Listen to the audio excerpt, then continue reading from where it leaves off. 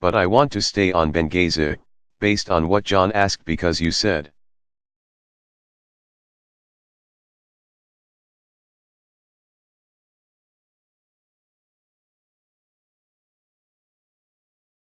If they want to come after me, come after me.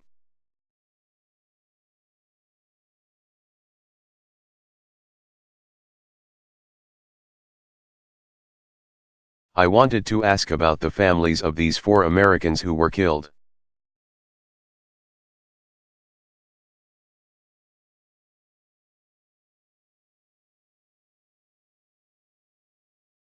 Sean Smith's father, Ray, said he believes his son basically called 911 for help and they didn't get it.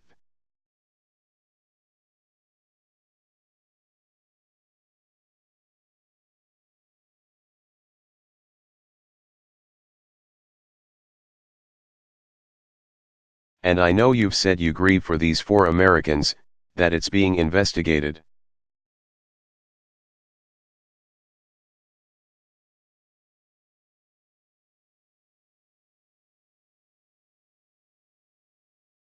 But the families have been waiting for more than 2 months.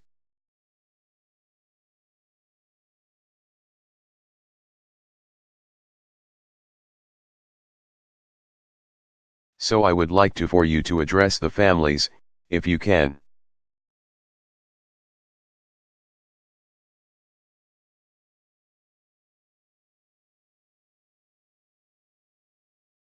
On September 11, as Commander-in-Chief, did you issue any orders to try to protect their lives?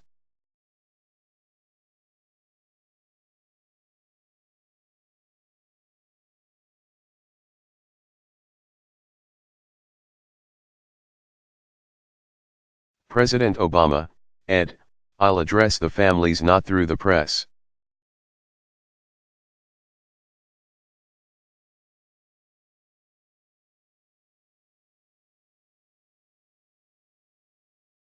I'll address the families directly, as I already have.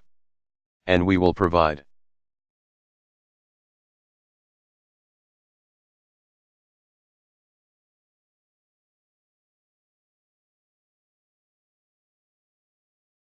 all the information that is available about what happened on that day.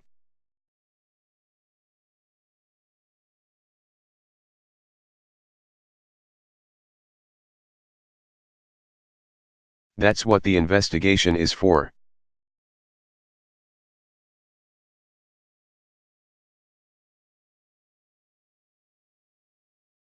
But as I've said repeatedly, if people don't think that we did everything we can to make sure that we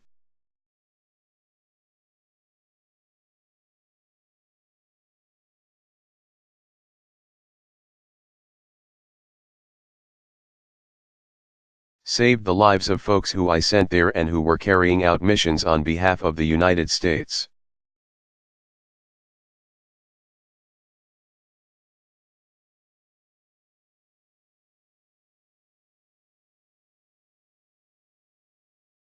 Then you don't know how our Defense Department thinks or our State Department thinks or our CIA thinks.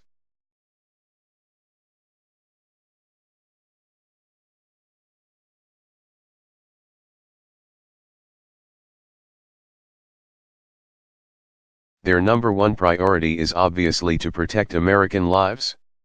That's what our job is. Now,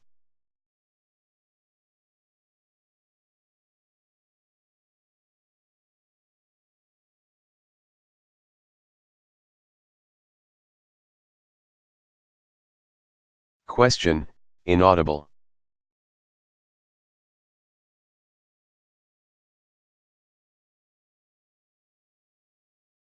President Obama, Ed, I will put forward every bit of information that we have. I can.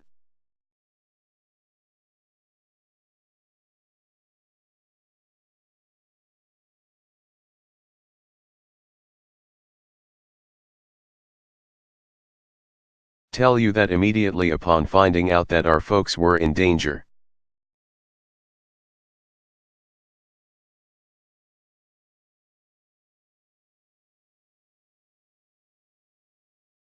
That my orders to my national security team were do whatever we need to do to make sure they're safe.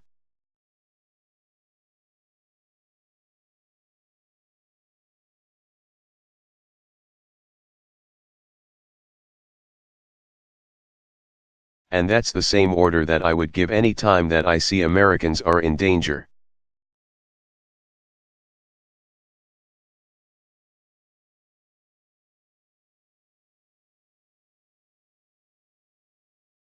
Whether they're civilian or military, because that's our number one priority.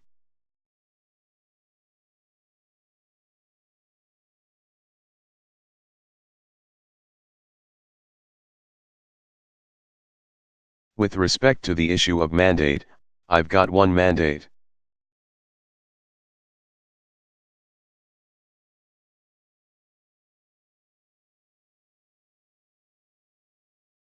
I've got a mandate to help middle-class families and families that are working hard to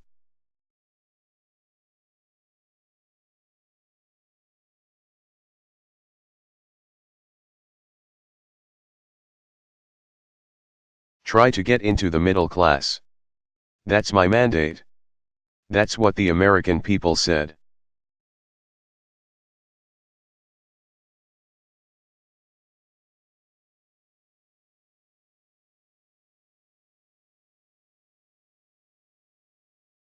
They said, work really hard to help us.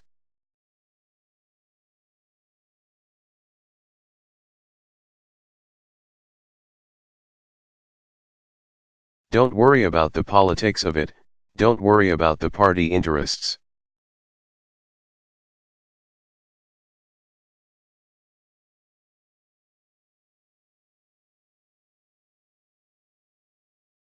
Don't worry about the special interests.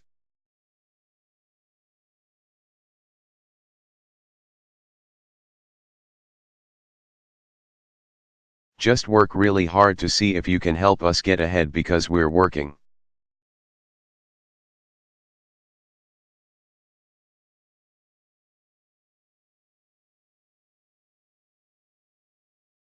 Really hard out here and we're still struggling, a lot of us.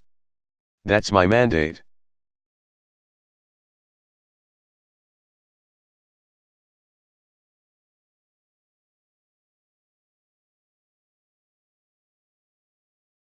I don't presume that because I won an election that everybody suddenly agrees with me on everything.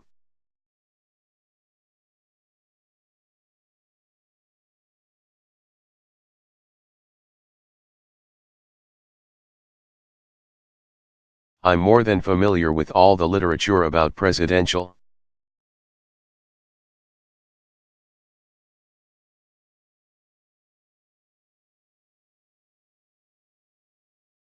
Overreach in second terms. We are very cautious about that.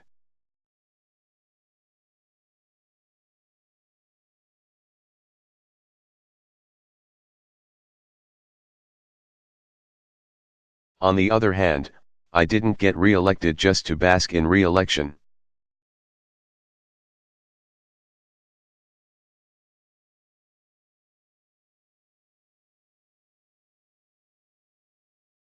I got elected to do work on behalf of American families and small businesses all across the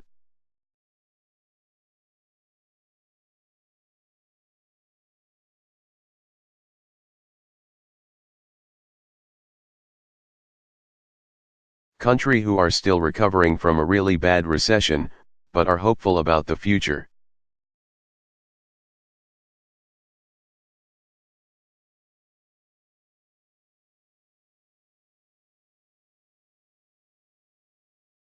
And I am, too.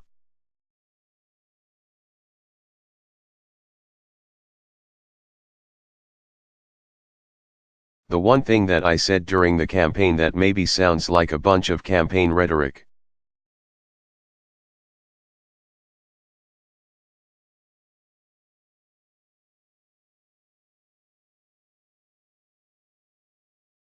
But now that the campaign is over, I am going to repeat it, and hopefully you guys will really believe me when you travel around the country.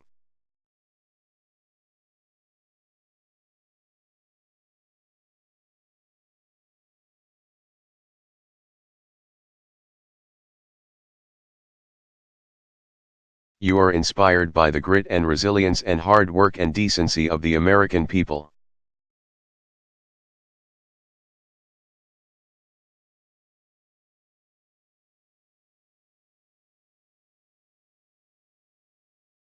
And it just makes you want to work harder.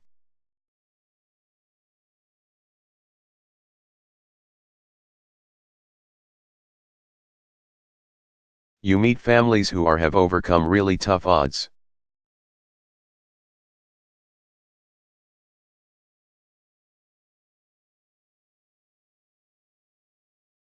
And somehow are making it and sending their kids to college.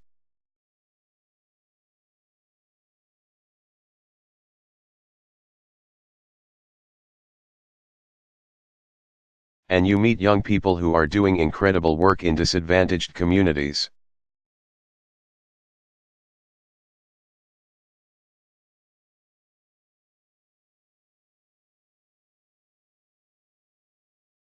Because they believe in the American ideal and it should available for everybody.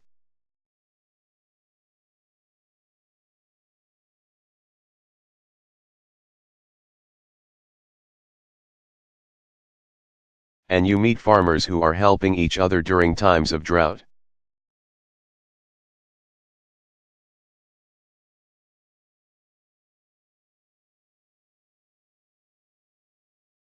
And you meet businesses that kept their doors open during the recession, even though the owner didn't have to take a salary.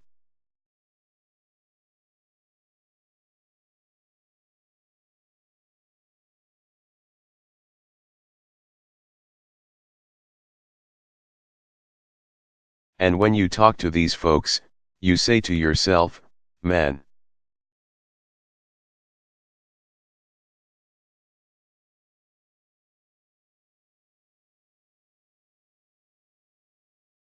They deserve a better government than they've been getting.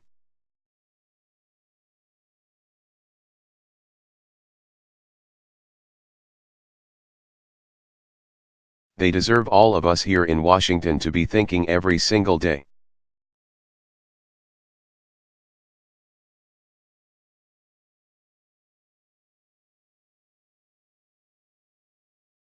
How can I make things a little better for them, which isn't to say that everything we do is going to be perfect.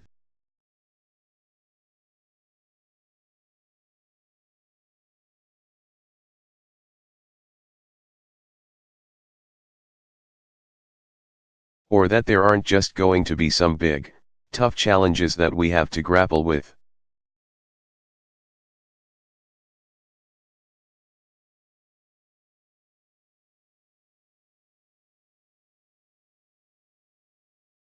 But I do know the federal government can make a difference.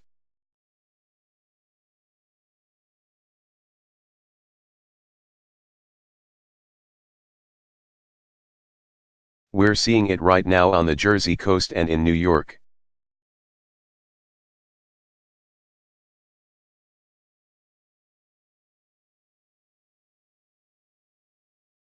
People are still going through a really tough time, the response hasn't been perfect.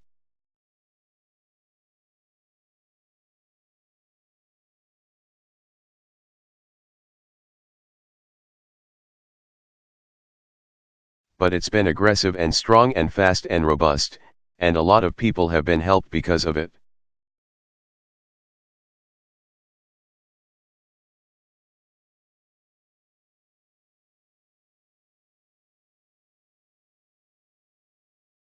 And that's a pretty good metaphor for how I want the federal government to operate generally.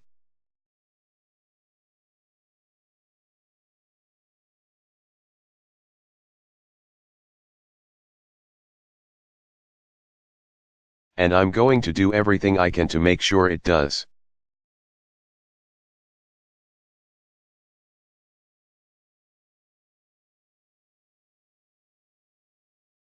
Christy Parson.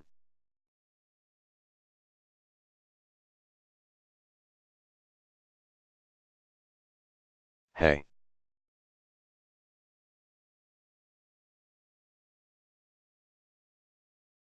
Question, thank you, Mr.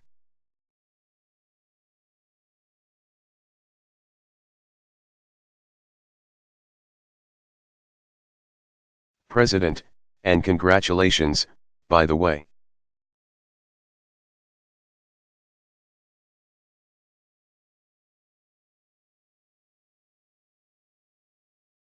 President Obama, thanks.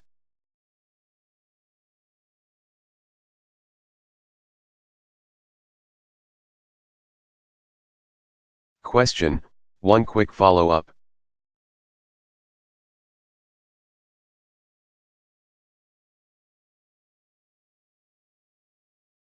President Obama, Christie was there when I was running for state senate.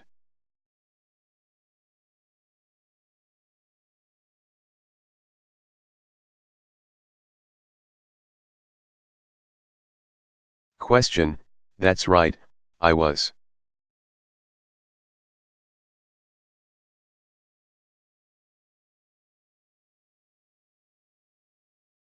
President Obama, so Christie and I go back a ways.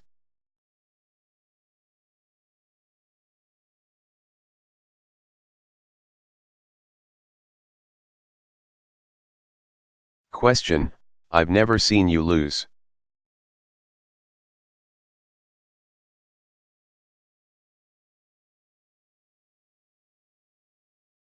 I wasn't looking that one time.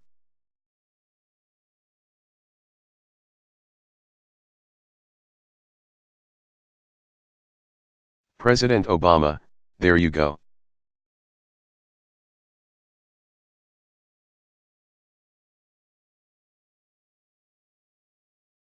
Question, one quick follow-up, and then I want to ask you about Iran.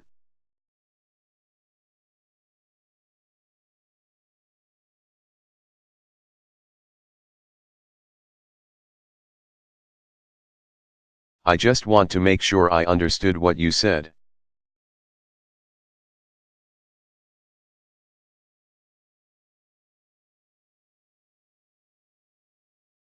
Can you envision any scenario in which we do go off the fiscal cliff at the end of the year?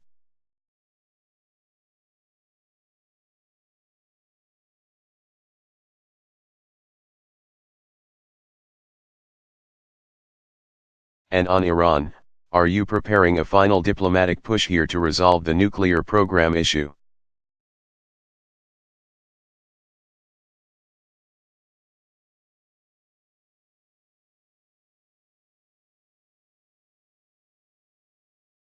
And are we headed toward one-on-one talks?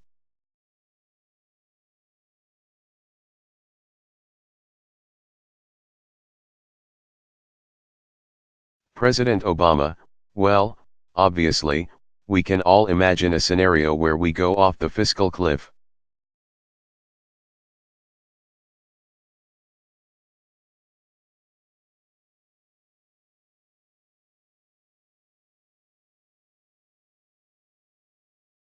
If despite the election, if despite the dangers of going over the fiscal cliff and what that means for our economy.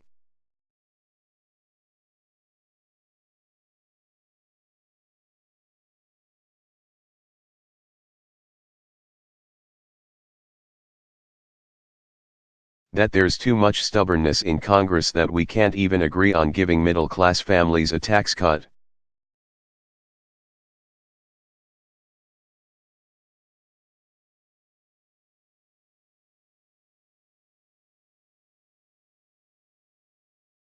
Then middle-class families are all going to end up having a big tax hike.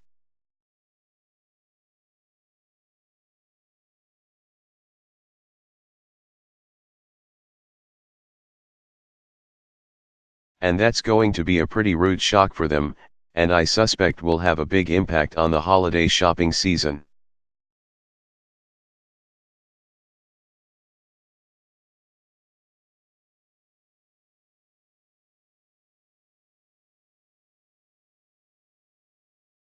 Which, in turn, will have an impact on business planning and hiring, and we can go back into a recession.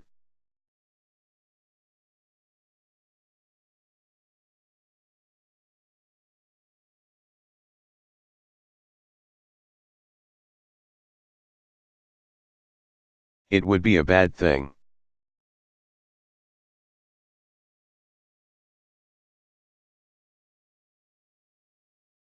It is not necessary. So I want to repeat, step number 1 that we can take in the next couple of weeks.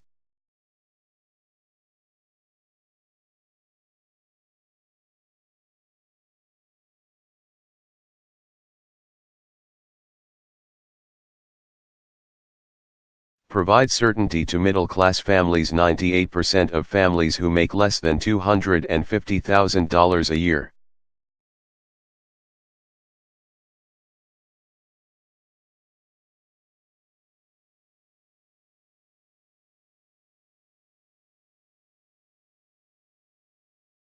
%97 of small businesses that their taxes will not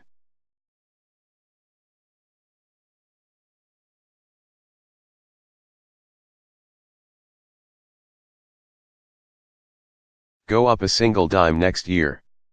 Give them that certainty right now. We can get that done.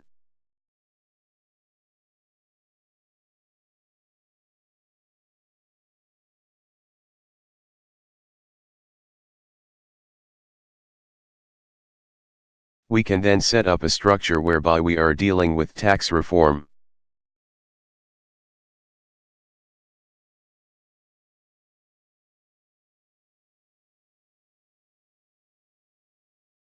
Closing deductions, closing loopholes, simplifying, dealing with entitlements.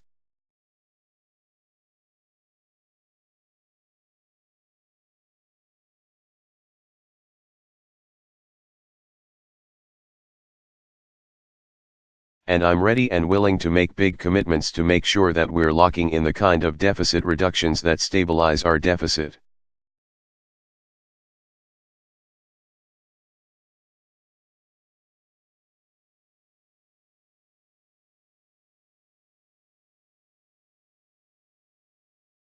Start bringing it down, start bringing down our debt.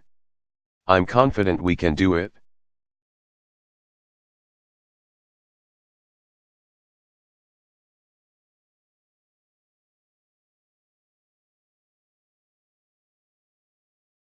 And, look, I've been living with this for a couple of years now.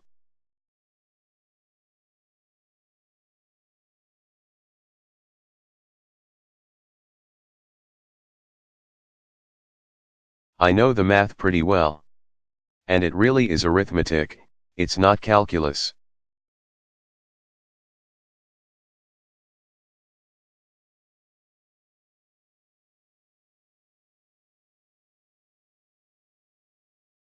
There are some tough things that have to be done, but there is a way of doing this that does not hurt middle-class families.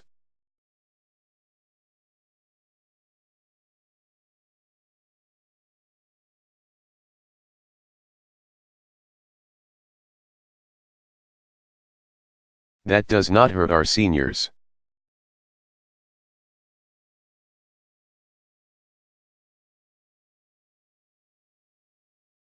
Doesn't hurt families with disabled kids, allows us to continue to invest in those things that make us grow.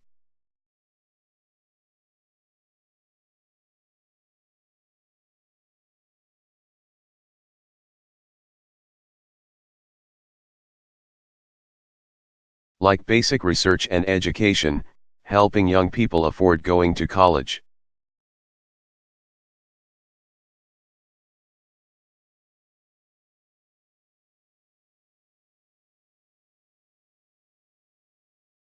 As we've already heard from some Republican commentators.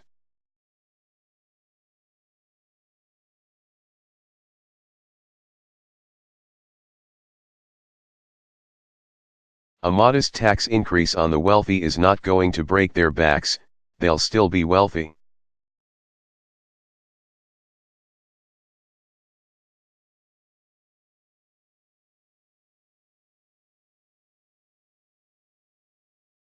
And it will not impinge on business investment.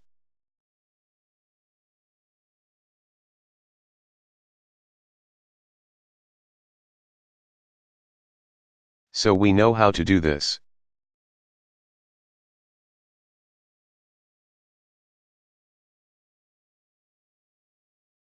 This is just a matter of whether or not we come together and go ahead and say, Democrats and Republicans,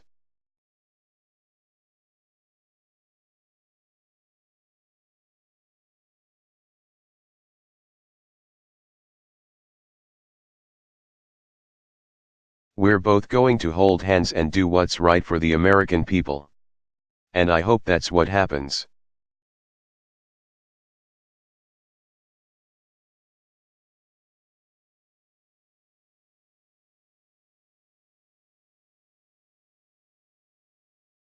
With respect to Iran, I very much want to see a diplomatic resolution to the problem.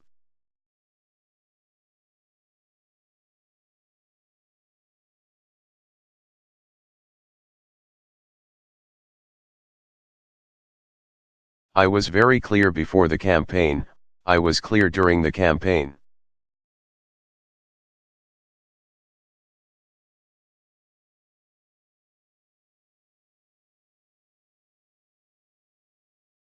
And I'm now clear after the campaign, we're not going to let Iran get a nuclear weapon.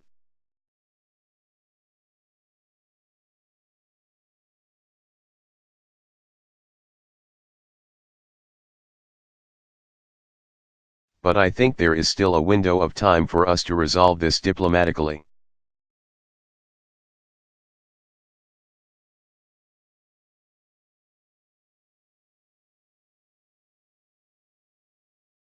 We've imposed the toughest sanctions in history.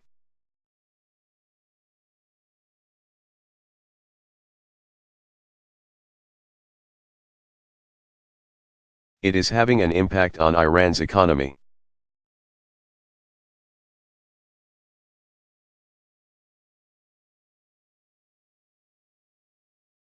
There should be a way in which they can enjoy peaceful nuclear power while still meeting their international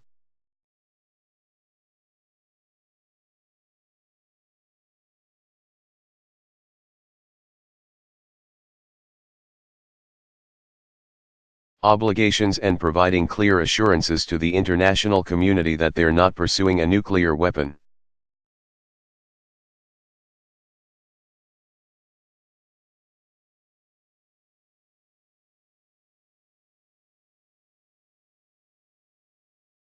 And so, yes, I will try to make a push in the coming months to see if we can open up a dialogue between Iran and not just us.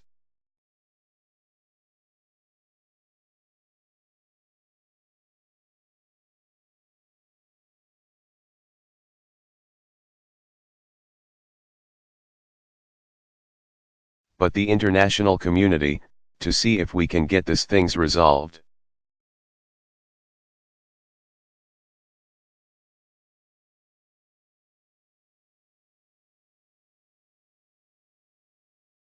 I can't promise that Iran will walk through the door that they need to walk through.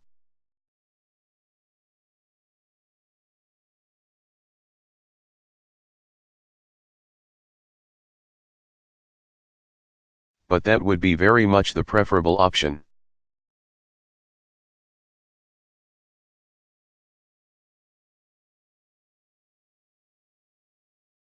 Question, and under what circumstances would one-on-one conversations take place?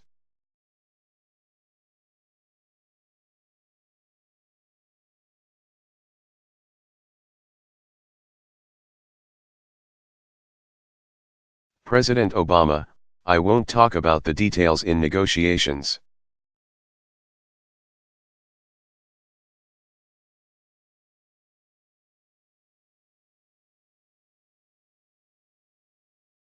But I think it's fair to say we want to get this resolved.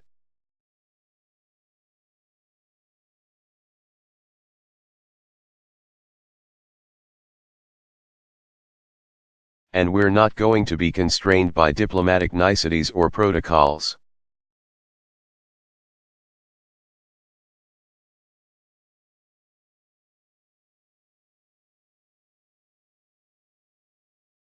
If Iran is serious about wanting to resolve this, they'll be in a position to resolve it.